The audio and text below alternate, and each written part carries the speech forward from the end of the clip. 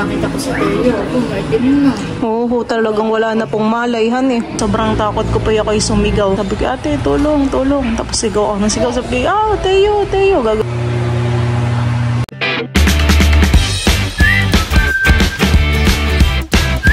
Ayan po, at bali kami po ngayon ay nandito po sa ospital at bigla po namin isinugod po si Teo.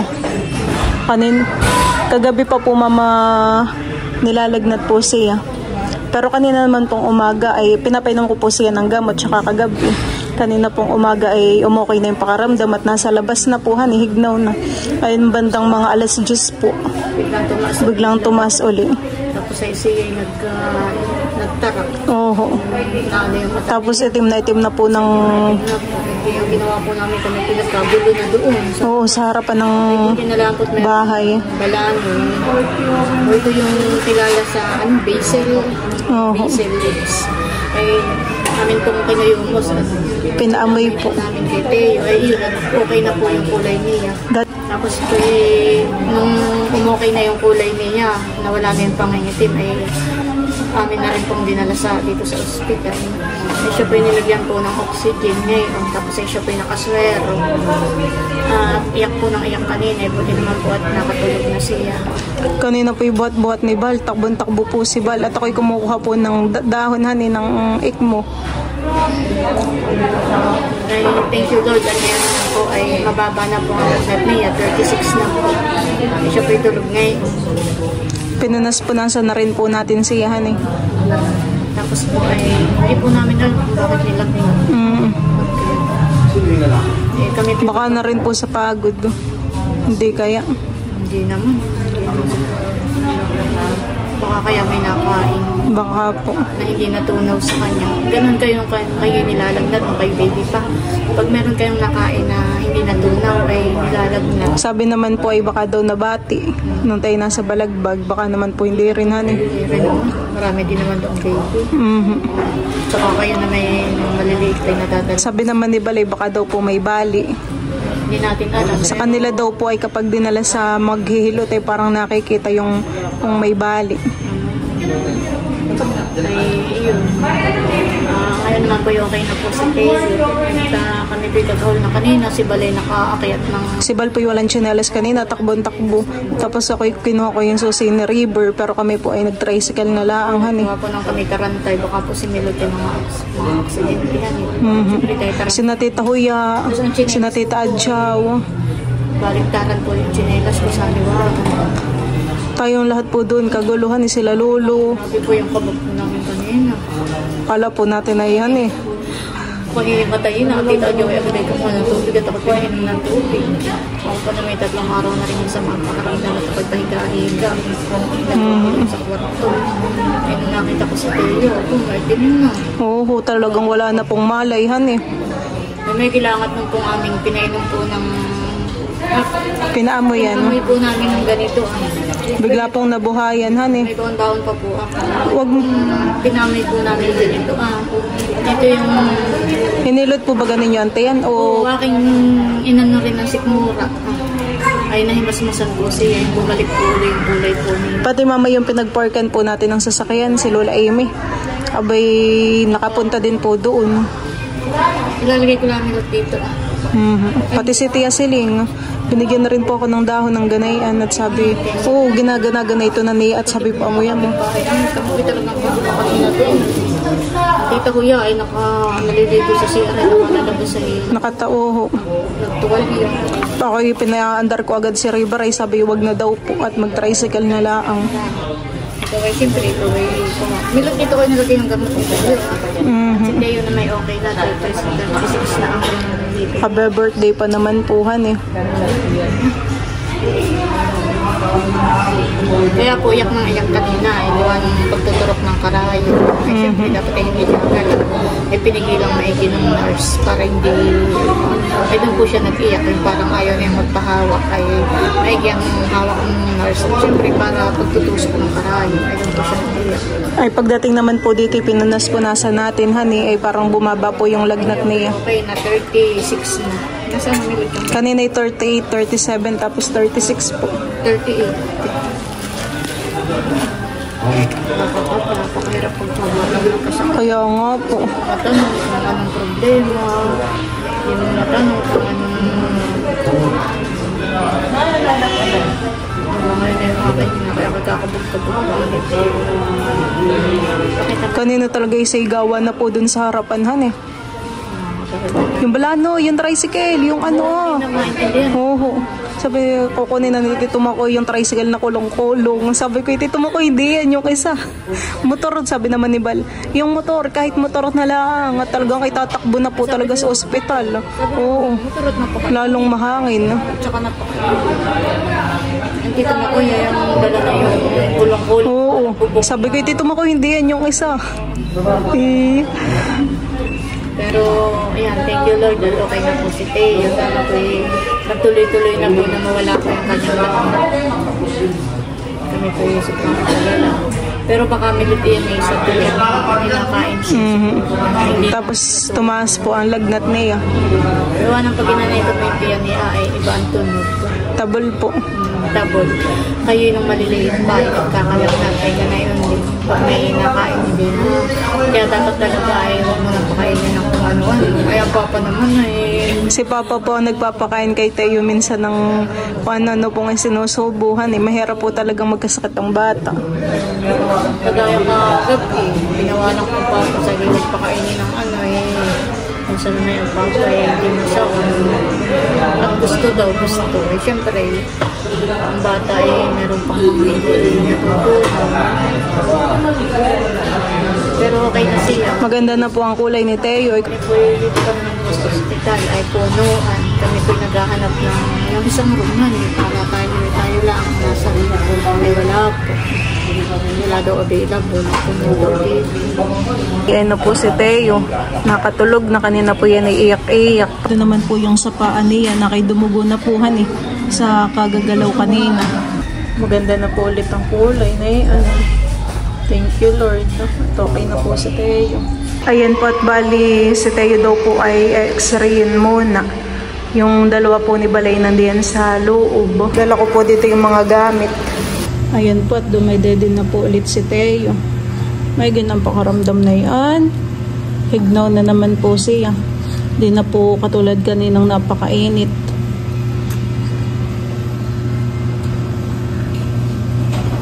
Tutulog na po ulit ang baby namin. Ay sus, naantok lang po pala. Ayan na. Ayan.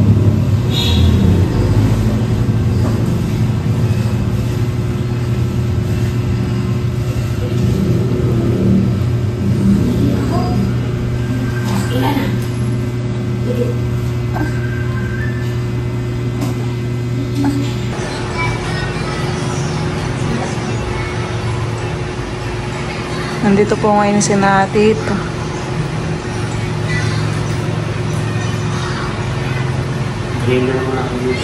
Sige tito. Sila po yung may dalang burger. Ay kinuhaan kanina ng dugo. Ay okay daw naman yung mga result.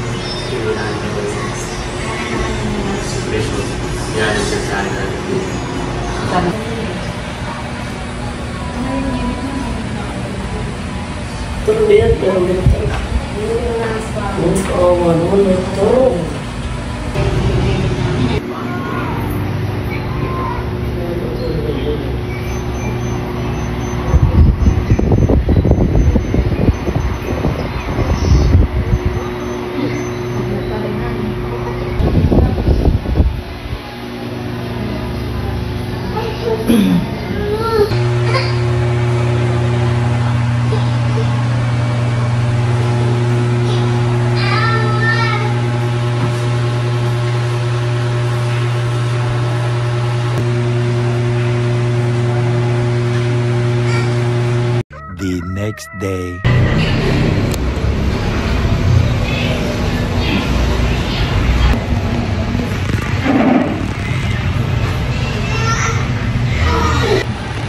Meron.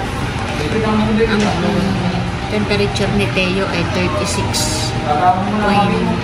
Parang kagabi pa siya hindi naglalaro. Oo, simula po ng alas 12 ng gabihan eh. Tuloy-tuloy lang naman po yung binibigay na gamot kay Teo. Sana na may tuloy-tuloy na rin yung pagbaba ng Sabi daw po ay after 24 hours at nagtuloy-tuloy ay pwede na daw pong umuwi. Pero na hindi na naglag na. Uuwi na tayo. bukas. Kahit pumamay dito na ulit tayong gabi para makasigurado po tayo. Maghapon, saka hanggang gabi, hindi na siya maglalak natin. Pwede natin bukas. Kung anong siya, parang nainip din dito. Parang ano rin siya na naiiyak. Gusto yung lalabas. Di baga po mama, kahapon ay kayo muna ay umuwihan at sinundo ka po ni Papa. Ay kami po ay lumipat na po ng room dito po sa taas. Ay kahapon po ay okay na naman po yung lagnat na Teo at nag 36 na po eh. Ay siya po yung nakahiga lang diyan. O boy, bigla na naman pong nanginig. Tapos nanginig po siya, nakataas yung dalawang kamay. Nakataas naman may dalawang kami po ni Balay nakaupo lang at kami nagkwentuhan ay si Teo gising. Abay, nakita ko yung nanginginig na si Teo. Hindi ko alam ang gagawin ko. Takbo ni Bal po sa labas at tumawag ng nurse. Tapos nangingitim po. Tapos nakita ko po yung mukha ni Teo. Alam mo mama, yung labi napaka-itim, yung mata parang nag-iitim na din. Talagang parang sabi ko, hello. Yung alam mo po yung nasa isip ko, parang mawawala na si Teo, gano'n. Ay sa sobrang takot ko po ako'y sumigaw. Tapos yung mga sinaate po diyan, sabi ko, ate, tulong. Tapos sigaw ako ng sigaw, sabi ko, Teo, gagana-ganayin po ako. Ay yung kalapit kwarto po natin ay pumunta din dito. At narinig daw po yung aking sigaw sa sobrang takot ko. Binhat ko po si Teo. Ay madami naman pong nurse na pumunta dito kahapon. At sabi ay kumalma daw po ako. Ay parang kumalma naman po agad ako. At sila na po yung bahala kay Teo. Sabi ko, ano pong gagawin natin? Ay sabi ko, mukha ng damit na basa. Ay may basa naman po at pinupunas-punasan ko nga po siya kahapon. Ay ano po ayun, pinunas-punasan po ng nurse sa ulo, sa ano. Gusto nga daw po bubuhusan na si Teo ng tubig kahapon. Pero parang wala din naman pong isang minuto yung pag-convulsion niya. Bilis pa lang magbago ng kulay mama kapag nagko-convulsion. Alam mo yung labi, talagang parang bago natin yung sugod dito sa ospital sa Teo. Ay hindi ko po nakita na yun at ayoko makita. Parang hindi ko tinitigan. Maitim siya. Nakita ko lang po yung mata tapos yung labi pero hindi ko tinitigan at parang hindi ko po kayang titigan. Yes, sabi ko parang siya kayo mawawala. Ako din. Nga po. Ganun nga din po yung feeling ko, hindi ko kayang tingnan kahapon si Teo nung nasa bahay. Tapos ako'y nagsisigaw, di baga po kahapon. Malaking natawag. Nasagot akong kinakabahan na noon. Kami pabalik dito. Natawag ka po. Ay, yun po yung pinupunasan na ng nurse. Parang okay na po si Teo. Ay, kahapon po pala, pinapaamoy ko din ng ng balani. Tapos sinihimas ko din po yung sikmurani. Akala ko po ay hindi na mauulit yung convulsion ni Teo. Ayun pala yung naulit pa. Pero sana naman po hindi na nakakatakot po. Ay ako po kagabi ay kinakabahan, no? At baka naisip ko baka umulit-ulit. Hindi ko alam ang gagawin ko na. Kaya may nagkakaganyan na pag mataas ang ay kagabi naman yung tayo bago natulog. Ay mabumaba na po. Nag 37 na po. Pag-ising-ising at ang pinaganaw si Teo. Masarap naman po ang tulog, Ay tinitingnan. Iyak ng lakas. Ay siya tulog lang. Talaga siya. Tinitingnan ko nga po ang oras at sabi ko, alas 12 na. Buti naman at mag-uumaga na hindi si Teo nanginginig. Ay buti po, Masarap ang tulog.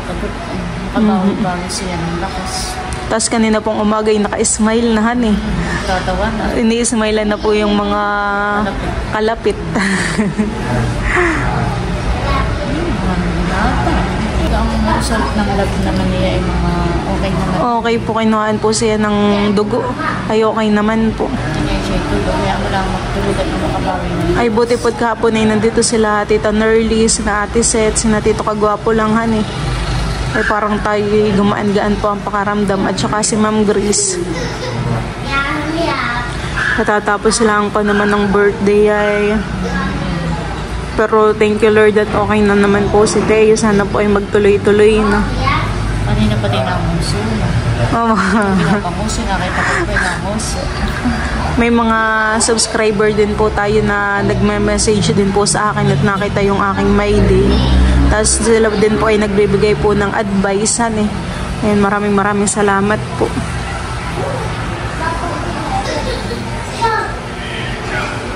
Eh, bago po natin pa naman iyan, ay tawa ng tawa. Masayang-masaya kaming tatlo nila Balet.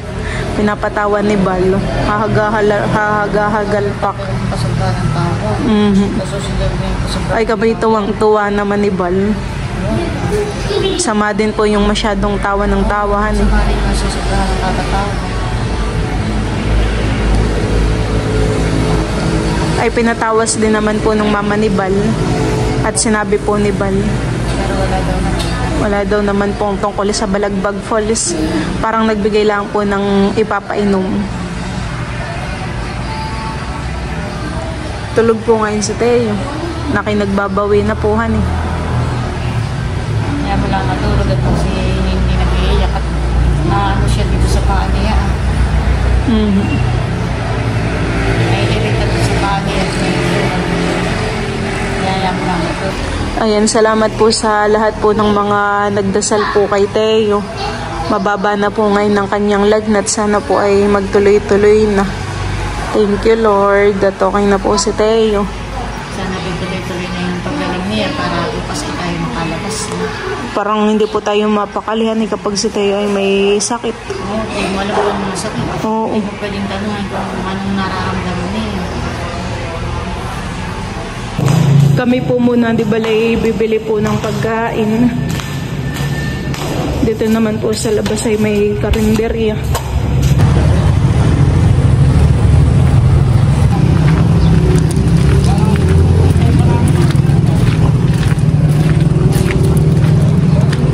Then na lang tayo kumain. Si mama na lang ating ipag-take out.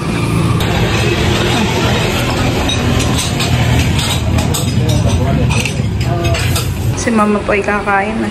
Kain po tayo. Langka po ang kanyang ulam. Gusto ko yung gulay.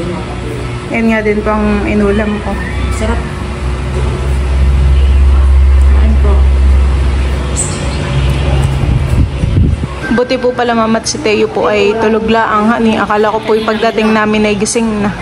Kanina na kayo kumakain ay din aking tinemperature ay 36. 36 pa din po. Hindi na siya naglalaglag. Sabi hanggang mamayang gabi, huwag nang maglaglag pa kasi makaulit na tayo. Opo ay nag-vlog at tayo po ay may mga subscribers na mga nag-PPM po sa akin yung tinatanong po kung ano daw pong nangyari kay Teo. May mga nagme-message na kumusta na daw si Teo. Kaya sabi ko sa iyo ay mag-vlog ka ng kaunti para makapag-update ka ng kaunti. Opo. Marami rin siyempre nag-aalala kay Teo. Tapos ikaw din po hindi rin makapag-edit, honey. Baka po hindi rin makapag-upload ngayon. Siyempre nagtataka sila pa tayo hindi nag-upload. Ayun po, ito po yung parang update nilo na si Teo nga po ay naisobi namin sa ospital dahil nga po mataas yung lagnat po. Buti po't mababa na ngayon. Ayun po okay na siya. Thank you Lord. At Sana magtuloy-tuloy po. sana po tuloy-tuloy na para bukas po kami makauwi na. Siya simula kami na. Simula kagabi, alas 12. Mag-alauna hanggang umaga ay hindi lang tulog. Tapos ay gumising kanina, yung may dilaang.